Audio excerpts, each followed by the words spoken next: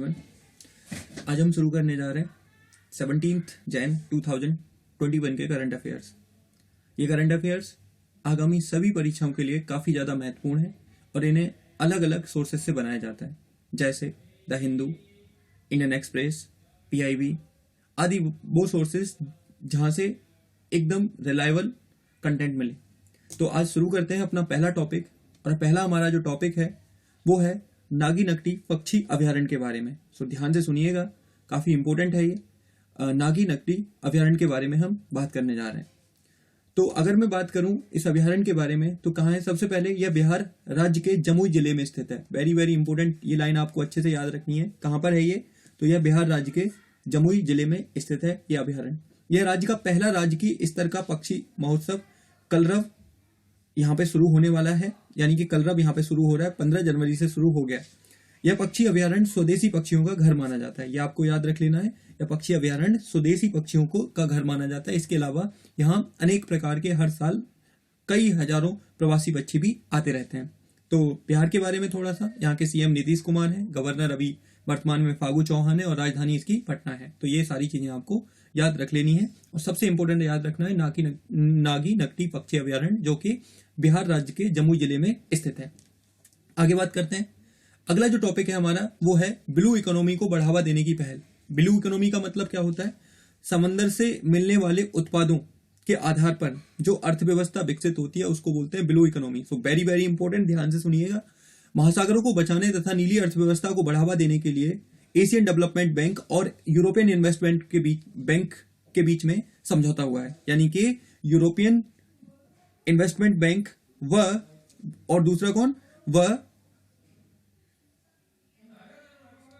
ठीक है, वह एशियन डेवलपमेंट के बीच में बैंक के बीच में एक समझौता हुआ है, जिससे कि ब्लू इकोनॉमी को बढ़ावा दिया जा सके और नीली अर्थव्यवस्था को बढ़ावा दिया जा सके।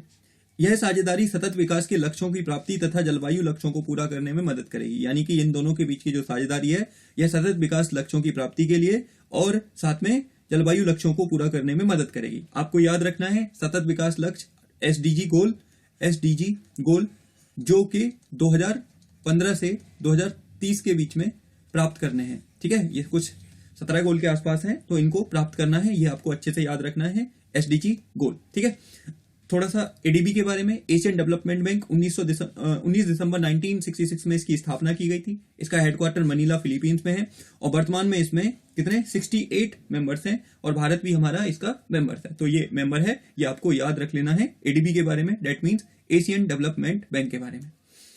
अगला हम यहीं पे मैं थोड़ा सा बता देता हूं आपको, ये जो इमेज मैंने लगाई थी थोड़ी ब्लर हो गई है। तो कलरव बिहार फर्स्ट वर्ड फेस्टिवल, ये आपको याद रखना है। और यहाँ पे कुछ लिखा हुआ भी है, यदि पक्षी यदि संग है तो जीवन में रंग है, कुछ इस तरह कर आपको याद रख लेना है। ठीक है, चलिए अगले टॉपिक पे चलते हैं। और अगला टॉपिक है बेणुवन एवं घोड़ा कटोरा पार्क। अगेन इंपोर्टेंट, ये अजीब अजीब से नाम है लेकिन बस आपको याद रखना है। बेणुवन एवं घोड़ा कटोरा पार्क, ये कहाँ है? हाल ही में बिहार के मुख्यमंत्री नीतीश कुमार ने इन दोनों को जनता को समर्पित किया, यानी कि बेणुवन को और घोड़ा कटोरा पार्क को भी बिहार के मुख्यमंत्री नीतीश कुमार ने जनता को समर्पित किया है और यह भी बिहार में स्थित है। तो आप याद रखने ना, इंपोर्टेंट है, ये आपसे पूछा जा सकता है। उसके बाद अगला जो हमारा टॉपिक है वो है chief of army staff commendation. तो क्या है ये कमेंडेशन? ध्यान से सुनिए। मिल रेल के प्रमुख नियंत्रक अमरेश कुमार चौधरी को यह सम्मान दिया गया है, यानी कि chief of army staff commendation का सम्मान जो मिल रेल है उसके प्रमुख अमरेश कुमार चौधरी को दिया गया है। मिल रेल क्या है? मिल रेल मंत्रालय के यातायात निर्देशालय का एक विस्तार है जो शांति तथा आपातकाल में अपनी सेवा प्रदान करता है, यानी कि ये रेल मंत्रालय के तहत ही एक क्या है, एक बेसिकली आप यूनिट है जो बेसिकली शांति तथा आपातकाल के समय अपनी सेवाएं सेना व अन्य चीजों को प्रोवाइड कराने का काम करता है। तो ये आपको याद रख लेना है। किसके बारे में? तो ये chief of army staff commendation के बारे में, जो हाल में ही किसको दिया गया है? अमरेश कुमार चौधरी जी को यह सम्मान दिया गया है।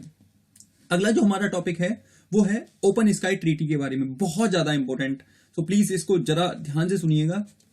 ओपन स्काई ट्रीटी क्या है? ये हाल में ही रूस ने इस संधि से अलग होने की घोषणा की है, यानी कि रूस ने इस संधि से अलग होने की घोषणा की है। तो ध्यान से सुनिए है क्या। सबसे पहले तो यह संधि सदस्य देशों के असैन्य विमान को एक दूसरे के सैन्य प्रतिष्ठानों के ऊपर से उड़ने की इजाजत देती है। क्या मतलब है इसका? मान लो ये कोई जगह है और यहां पर कोई सैन्य प्रतिष्ठान है, यानी कि यहां पर कोई सेना कोई देश है और उसका सेना का यहाँ पर कोई अड्डा है, तो जैसे यूएसए मान लेते हैं, यूएसए का यहाँ पे अड्डा है, तो ऊपर से कोई भी दूसरा देश जिसने ये संधि में हस्ताक्षर किया है वो अपना असैन्य विमान यहाँ से ले जा सकता है और यहाँ पे देख सकता है कि क्या क्या चीजें यहाँ पे डेवलप हो रही हैं। तो इसी के लिए की गई थी ओपन स्काई ट्रीटी, ठीक है, जो आपको याद रख लेना है, जिसमें हाल में ही रूस ने अलग होने की इसकी घोषणा की है।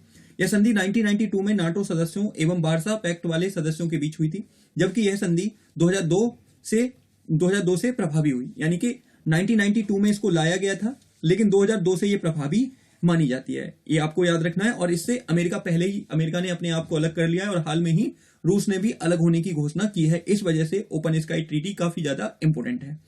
एक दो बात मैं आपको नाटो के बारे में बता देता हूं। यहाँ पे नाटो आपको याद रख लेना है। नाटो क्या है? यह अमेरिका का एक सैन्य संगठन है जिसकी स्थापना 1949 में की गई थी, ठीक है, 1949 में की गई थी। और दूसरा वार्सा पैक्ट जो है, वार्सा पैक्ट तत्कालीन यूएसएसआर का संगठन था, सैन्य संगठन था, जिसकी स्थापना 1955 में की गई थी। तो ये दोनों चीजें भी आपको याद रखनी है। वार्सा पैक्ट आजकल खत्म हो गया, लेकिन नाटो आज भी बना हुआ है और हाल में ही इसमें उत्तरी मैसेडोनिया एक जो देश है वो इसमें शामिल हुआ है। तो ये आपको याद रख लेना है नाटो के बारे में। अगला हमारा टॉपिक है वेरी वेरी इंपॉर्टेंट, साफ पानी का अधिकार जीवन जीने के अधिकार का भाग है।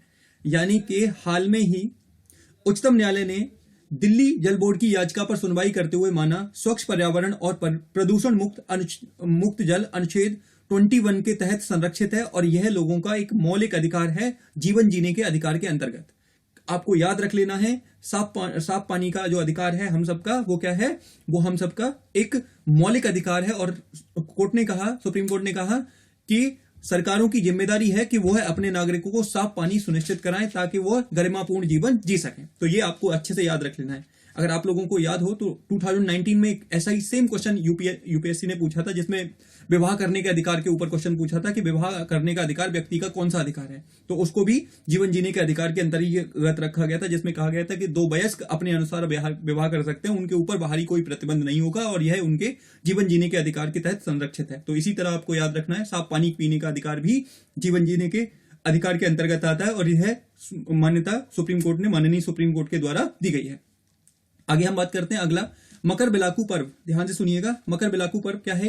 यह पर्व केरल के सबरीमाला मंदिर में मनाया जाता है। आपको याद होगा काफी दिनों से ये मंदिर न्यूज में था, महिलाओं की एंट्री को लेकर, किस प्रकार यहाँ पर जो 10 साल से ऊपर की महिलाएं हैं उनको आने से रोका जाता है। इस वजह से ये मंदिर आए दिन न्यूज में रहता है और यहीं पर एक मकर बिलाकू पर्व मनाया जाता है मकर संक्रांति के दिन, ठीक है, मकर संक्रांति के दिन। लेकिन हाल में ही इस कोविड-19 की वजह से यह पर्व नहीं मनाया गया है, यह भी आपको याद रख लेना है। मकर बिलाकू पर्व कहाँ मनाया जाता है? तो सबरीमाला मंदिर केरल में मनाया जाता है। यह पर्व मकर संक्रांति के दिन मनाया जाता है, यह भी आपको अच्छे से याद रख लेना है।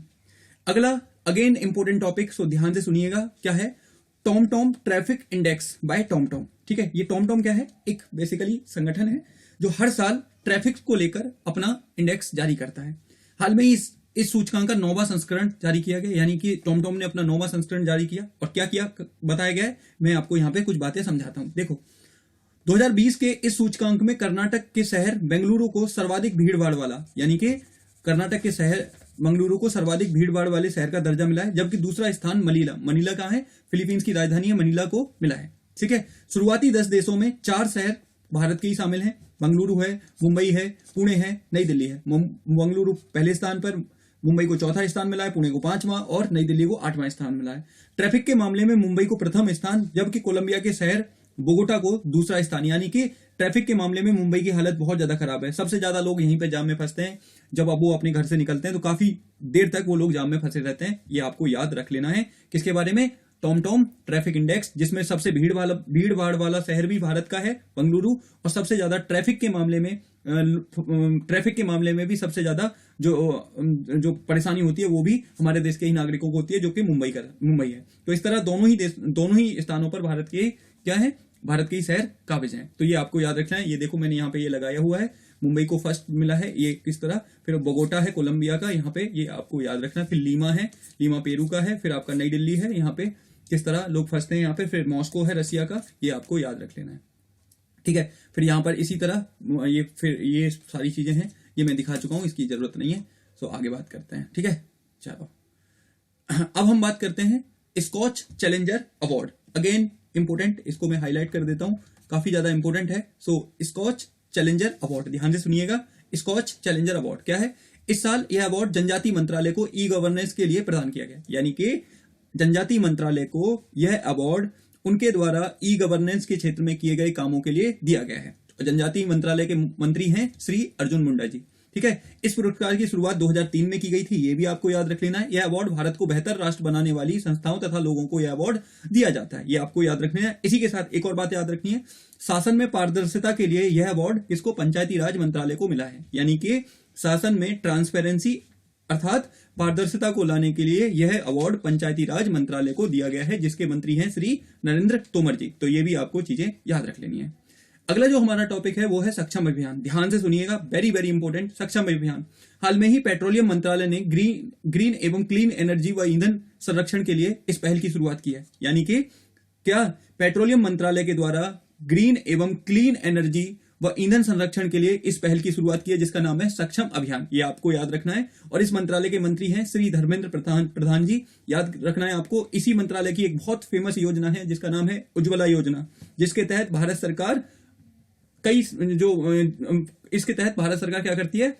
एलपीजी सिलेंडर प्रोवाइड कराती है लोगों को, महिलाओं को, ताकि वो भी स्वच्छ ईंधन का प्रयोग करके क्या कर सके?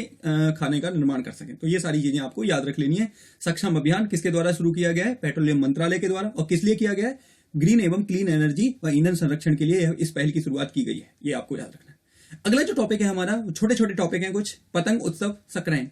अब तुमसे क्वेश्चन पूछा जाएगा कि हाल में ही चर्चा में रहा सक्रांत किस देश का त्योहार है? तो आपको याद रखना है यह पतंग उत्सव है, और कहां का है? बांग्लादेश का है। ठीक है, ये आपको याद रखना है, बांग्लादेश। आपको इसके बारे में बता देता हूं, 1971 में यह भारत के द्वारा, जब भारत पाकिस्तान युद्ध हुआ था तो उसके बाद बांग्लादेश को स्वतंत्रता प्रदान की गई थी, ये भी आपको याद रखना है। और इसकी राजधानी क्या है? इसकी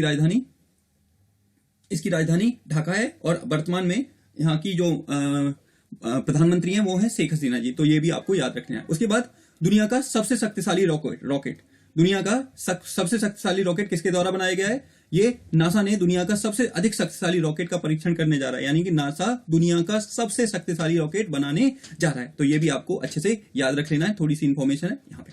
उसके बाद आता है विश्व का पहला हाइब्रिड एरोस्पेस और रक्षा प्रदर्शनी। अगेन इंपॉर्टेंट, ध्यान से सुनिएगा, विश्व का पहला हाइब्रिड एरोस्पेस एवं रक्षा प्रदर्शनी क्या है? ये रक्षा मंत्रालय के द्वारा इसका आयोजन बेंगलुरु में किया जा रहा है, यानी कि कर्नाटक की राजधानी बेंगलुरु में इसका आयोजन किया जा रहा है, ये आपको याद रख लेना है। और इसके साथ साथ एरो इंडिया 21 मोबाइल ऐप की शुरुआत की गई है, जिससे कि इस एरोस्पेस के बारे में लोगों को जानकारी प्रदान की जा सके। और अब इसे हाइब्रिड क्यों बोला गया है? क्योंकि इसलिए हाइब्रिड बोला गया है क्योंकि यहाँ पर कुछ लोग यहाँ पर फिजिकली भी विजिट भी कर सकते हैं, और साथ ही कुछ लोग यहाँ पर ऑनलाइन मतलब वर्चुअली रूप से भी इसको देख सकते हैं। इस वजह से इसको हाइब्रिड कहा गया है। और आपको याद रखना है एरो स्पेस और रक्षा प्रदर्शनी, और किसके द्वारा किया गया है? रक्षा मंत्रालय के द्वारा। और कहां किया गया है?